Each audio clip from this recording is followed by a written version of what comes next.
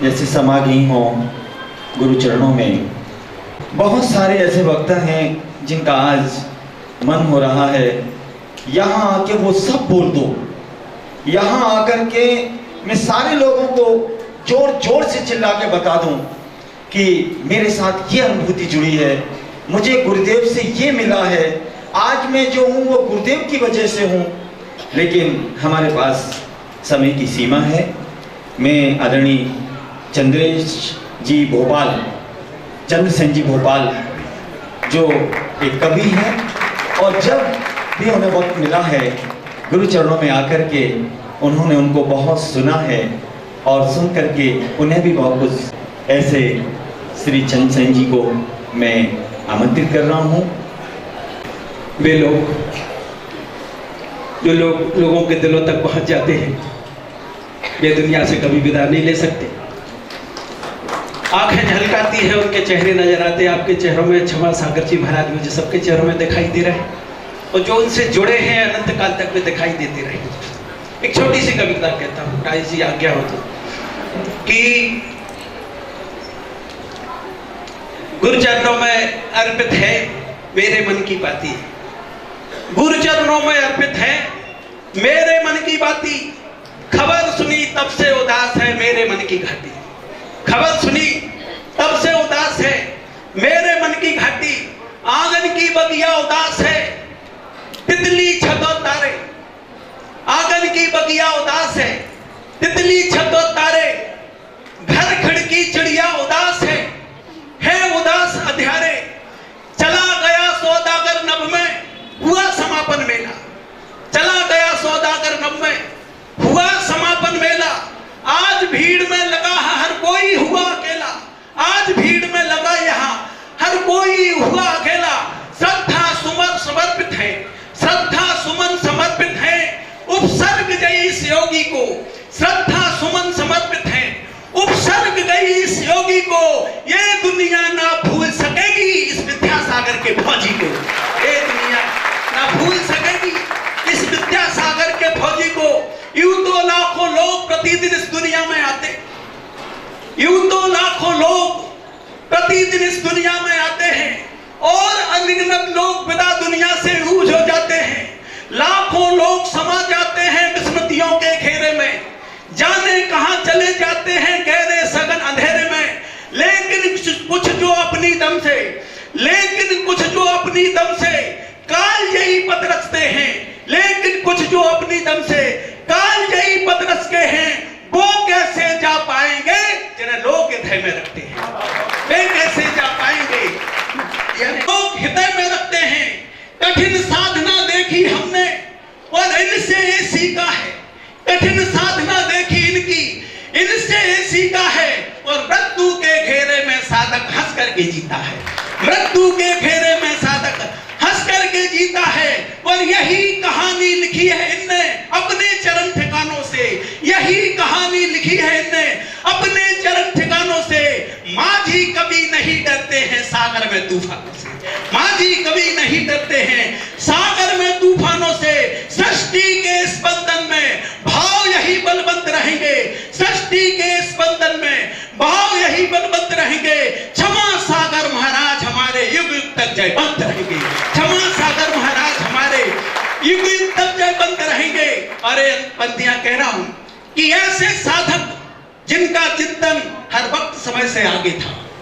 जब मैत्री समूह ने उत्सव प्रारंभ किया तो लोगों ने कहा होगा क्या जरूरत थी, पर आज परिणाम देख रहे। ऐसा साधक जिनका चिंतन हर वक्त समय से आगे था, जो नई पीढ़ी को जोड़ सका वो सौदागर धागे का, जो नई पीढ़ी को जोड़ सका था सौदागर धागे का, वो नव चेतना के संवाहक थे, महाकाव्य थे सृजन के, वे सहज सरल अद्वितीय संत महाराजा थे, निर्बल बनते।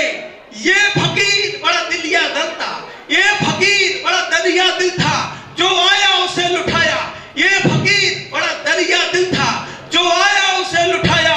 और इस फकीर की बनी रहेगी हम सब पर सदा छाया, इस फकीर की बनी रहेगी हम सब पर सदा छाया। उनकी कविता है अनंत पर मैं विराम करता हूं, उनकी कविता है अनंत, पर मैं विराम करता हूं। वे कालजयी हों, सिद्ध बने, मैं उनको प्रणाम करता हूं। चंद्रसेन जी ने उनको शब्दों के माध्यम से जो विनयांजलि दी है, बहुत बहुत साधुवाद। मैं अब उन लोगों को यहाँ सम्मानित होते हुए देखूंगा जिन्होंने पूज्य मुनिवर के अस्वस्थ होने के बाद उन्होंने लगातार उनकी सेवा की है। वो चाहे सेवा उनको आहार कराने की चर्या के रूप में हो, उन्हें स्वाध्याय सुनाने के रूप में हो, उन्हें उनकी वैयावृत्ति उनके शरीर पर तेल लगाने के रूप में हो, लेकिन कहीं ना कहीं बहुत सारे लोग इस सेवा से जुड़े रहे हैं और आज ये सभा उनको सम्मानित करके गौरवान्वित महसूस करेगी। मैं सबसे पहले आमंत्रित कर रहा हूं गढ़ाकोटा से पूरी समाज ने जिस तन मन धन के साथ पूज्य मुनि श्री की सेवा की है, पूरी गढ़ाकोटा समाज को आज ये यहाँ की सभा सम्मानित करती है। और उनके प्रतिनिधि के रूप में मैं यहाँ पर आमंत्रित कर रहा हूँ प्रतिभा सेठ को, भाई अनुज को, लक्ष्मी चंद जी शाह को, निर्मल जैन को, साथ ही मनीष कंप्यूटर और भाई रजनीश को। वे यहाँ पर आएंगे और उनको सम्मानित करने के लिए मैं आवाज दे रहा हूँ भाई योगेंद्र को। भाई योगेंद्र जी को मैं आमंत्रित कर रहा हूँ और उनके साथ ही आमंत्रित कर रहा हूँ भाई आकाश जैन को। लक्ष्मी चंद जी डाबर को, निर्मल जैन, मनीष कंप्यूटर और रजनीश। इस सम्मान के क्रम में उनको आवाज दे रहा हूं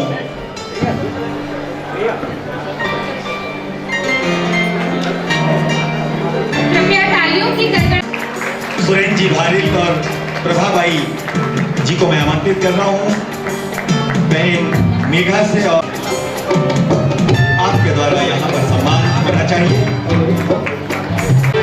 देखिए तालियों की कमी न हो, जो लोग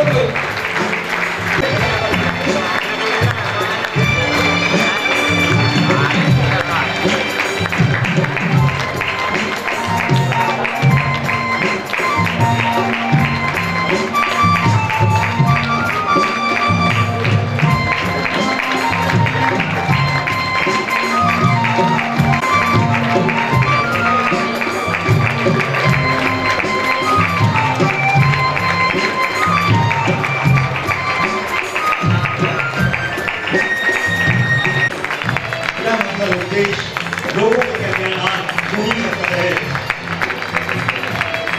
मैं रमेश भैया विदिशा से अनुरोध करता हूँ वे करण भैया का यहाँ स्वागत करें।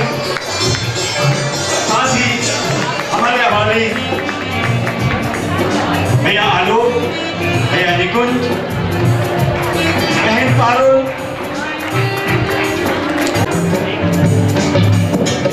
जिनका नाम आप सब बहुत अच्छे से जानते हैं और उन्होंने पूज्य मुनिवर की चर्या में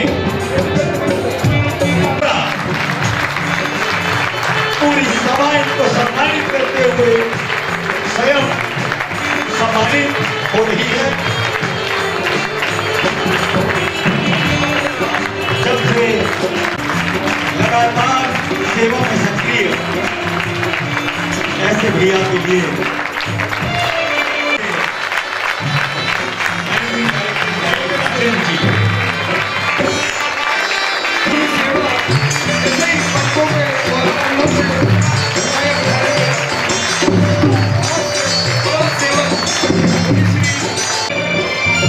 यंग ऑर्केस्ट्रा को मैं आमंत्रित कर रहा हूँ। हो गया कि गुरु की समाधि में ना पहुंच पाया, यहाँ पर सम्मान चल रहे हैं। और भैया जिनको सब लोग बंटी भैया के नाम से जानते हैं, जिस साहित्य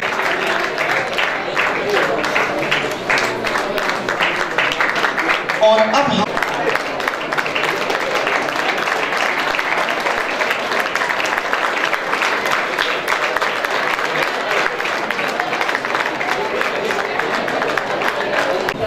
हमारे 2000 राहुल कैथोरा के लिए 11,000 रुपए की राशि से उनका सम्मान करना चाहते हैं। मुनि सेवा समिति का बहुत बहुत साधुवाद जो मुनियों के प्रति 2001 हमारा पहला आयोजन जो कि शिवपुरी में आयोजित था, उसके टॉपर योगेंद्र जैन को आपने यहाँ जो अभी डॉक्यूमेंट्रीज देखी उनको बनाने का श्रेय भी इनको जाता है। योगेंद्र जैन जिन्हें उस समय 12th पास करने के बाद अवार्ड दिया गया था, आज वो हैदराबाद में रेड्डी लैब्स कंपनी में मैनेजर के पद पर है। हम उन्हें आमंत्रित कर रहे हैं कि वे आए और 2 शब्द अपने स्मरण। मुनीषी क्षमा सागर जी के साथ मेरा संपर्क 2001 से ही शुरू हुआ था, जब मैं इस यंग जना अवार्ड के लिए आया था।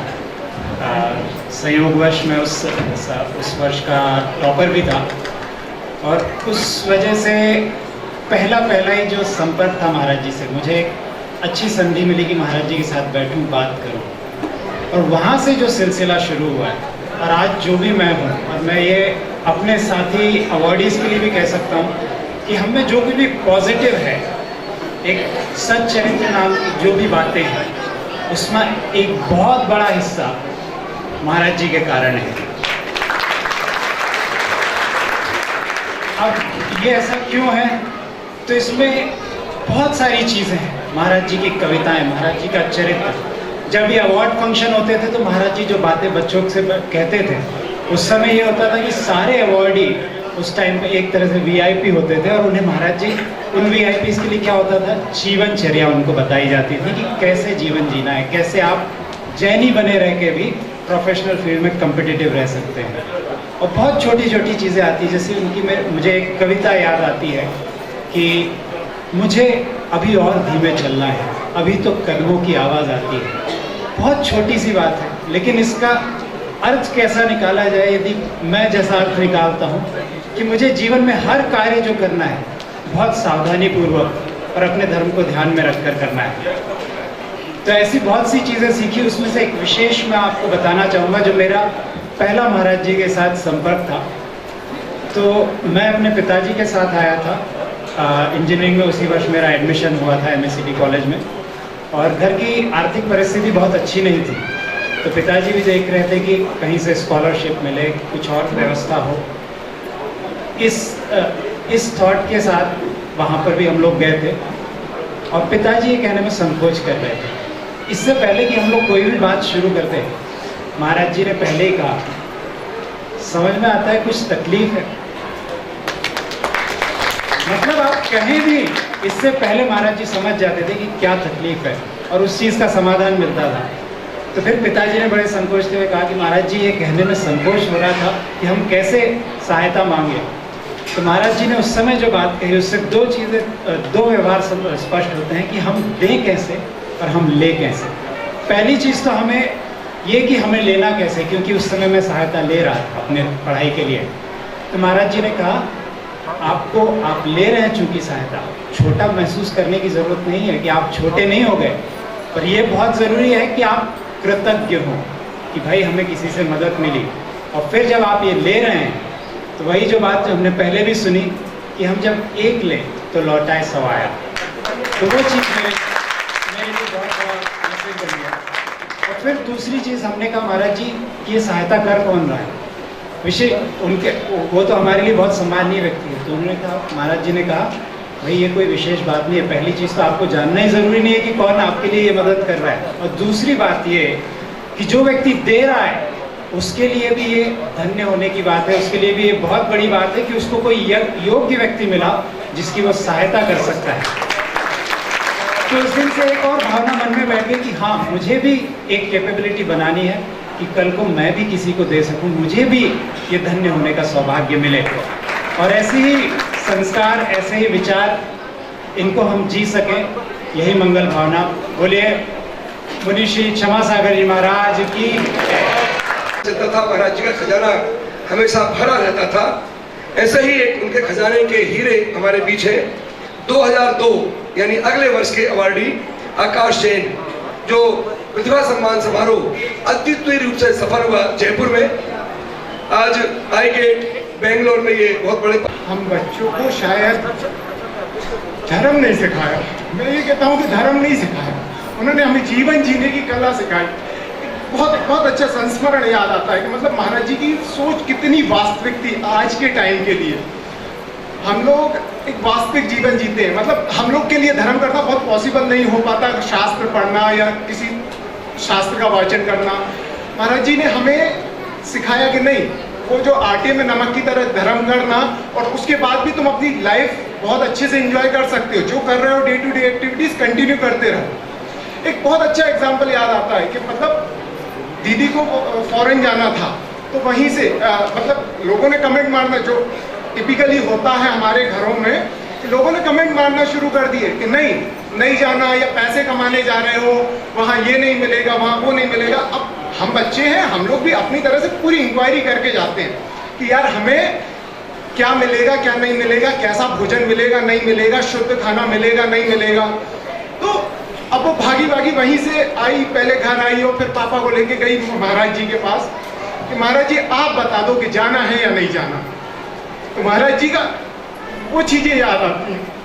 महाराज जी ने कहा अब अगर कोई पूछे ना तो उसको ये जवाब देना कि महाराज जी ने कहा है कि जाना है, कोई कुछ कहने की जरूरत नहीं है। अब महाराज जी कह रहे हैं कि तुम्हें जाना है इसलिए तुम जाओगे। एक मतलब एक नई सोच दी महाराज जी ने हम बच्चों को। हम आज भी एक दूसरे से ऐसे कनेक्ट होते हैं कि भाई बहन की तरह, मतलब किसी को कोई भी कहीं पे भी जरूरत हो हम एक दूसरे के लिए खड़े हुए हैं। भैया ने बात कही, महाराज जी हम कभी कभी बात करते थे कि क्या करना, कैसे करना, तो भैया ने एक बात बताई कि महाराज जी का एक और कॉन्सेप्ट था, ना कौन देता है और किसको देता है ये कभी मालूम ही नहीं होने दिया। कि इतनी बड़ी स्कॉलरशिप दे दी, किसको दी, कब दी, क्यों दी, किसी को मालूम नहीं होने दिया, बस ये पता करते रहे कि सही आदमी को जाए। कितना बड़ा मतलब कितने एफर्ट लगते हैं छोटी छोटी चीजों को पता करने में, लेकिन हाँ महाराज जी ने कितनी मेहनत करी हम बच्चों के लिए। आज भी हम छोटी छोटी चीजों पे हम तो मैं पर्सनली मायूस हो जाता हूँ। पता नहीं कभी मैंने दूसरे महाराजों के प्रवचन मैंने तो आज तक नहीं सुने, और मम्मी पापा हमेशा से लेके गए थे, दूसरी जगह भी महाराज जियों के पास जाते थे, महाराज जी के पास भी आते थे। यहाँ आके जब छोटे थे तब तो हम सो जाते थे, हम क्यों झूठ बोले, हम तो बिल्कुल सो जाते थे। लेकिन जब बाहर रहे, इतने साल बाहर रहे, तब कुछ एहसास हुआ कि नहीं हमें कुछ सुनना चाहिए। और सुनते सुनते इंटरनेट पर कुछ मिल गया, कुछ कहीं से कहीं कुछ सुनना शुरू कर दिया। फिर ऐसा लगा कि जब मायूस होते थे ना तो महाराज जी के प्रवचन लगा के बैठ जाते थे। अब घर वाले तो वहाँ पे, आप बाहर रहो तो घर वाले तो आपके साथ होते नहीं ये चीज़ें शेयर करने के लिए। तो हम लोग को ऐसा लगता, मुझे तो पर्सनली ऐसा लगता था कि महाराज जी सिर पे हाथ रख के कुछ समझा रहे कि बेटा जो भी हुआ कोई बात नहीं, आगे से इन चीज़ों का ध्यान रखना, इन चीज़ों पर प्रतिक्रिया नहीं करना, और प्रतिक्रिया करना तो किस एनवायरनमेंट पे जी रहे हो तो अपन कैसे उससे सामंजस्य बना लें। मतलब बहुत अच्छा था। और आज भी हम तो यही कहते हैं कि आज भी महाराज जी। भैया आकाश, मैं उनकी पीड़ा देख रहा था कि जिनका शरीर हमारे बीच में नहीं है, जिनके संदेश, स्वाध्याय करने की प्रतिज्ञा, एक संकल्प, क्या यहाँ हम सब लोग बैठ कर के एक बार इन भावनाओं से बंध नहीं सकते? क्या उन्होंने जो संदेश हमें उस समय दिया था, क्या वो उस समय के लिए था? हमें यहाँ से आज इस विनयांजलि सभा से जाते जाते कम से कम आज महाराज श्री का एक संकल्प से तो हमें बंध ही जाना चाहिए कि उन्होंने जो उत्कृष्ट शिक्षा के बारे में एक अपने विचार, एक समाज के बीच में जो बात रखी थी, हम यहाँ से जाएंगे तो 5 मिनट हम उन आचार्यों के ग्रंथों को पढ़ने का एक संकल्प तो लेकर के यहाँ से जा सकते हैं। हमें इन अवार्डीज को देख करके लगता है कि वे अनायास उन्हें बहुत कुछ दे के गए हैं, बहुत वे कम शब्दों में यहाँ पर बोल पाते हैं, ज़्यादा बोलने की कोशिश करते हैं, शब्द छोटे पड़ जाते हैं, लेकिन उनका हृदय, उनका पूरा शरीर ये बता देता है कि उन्हें मिला तो बहुत कुछ है। हम लोग कल रात को बैठ कर के इस बाबत में विचार कर रहे थे, जब मिला है तो क्या हमें ये अवार्ड की श्रृंखला को ऐसे ही बंद कर देना चाहिए या इसको अनवरत हम और नए ऐसे अवार्डीज बनाएं जो समाज में रह करके हमारी इस जैन समाज का, हमारे उस नगर का, हमारे इस देश का। अभी योगेंद्र भैया, दीदी कल बता रही थी, निशा दीदी, कि भैया अभी स्विट्जरलैंड से आया है, उसको बहुत भावना थी, अभी फिर उसको बाहर जाना है। ऐसे बच्चे लेकिन जिनका मन अपने देश से जुड़ा है, गुरु से जुड़ा है, मैं उन भावों की बहुत कद्र करता हूँ, बहुत सम्मान करता हूँ। और इस क्रम में अभी जो मैंने सम्मान का क्रम यहाँ पर जारी रखा था, उसको एक बार फिर शुरू कर रहा हूँ। हमारे सागर के इन निवासियों ने कोई कम कसर छोड़ के नहीं रखी गुरु सेवा में। उन सभी सागर वासियों के लिए एक बार जोरदार तालियों से हम उनका सम्मान करते हैं। मैं उन बच्चों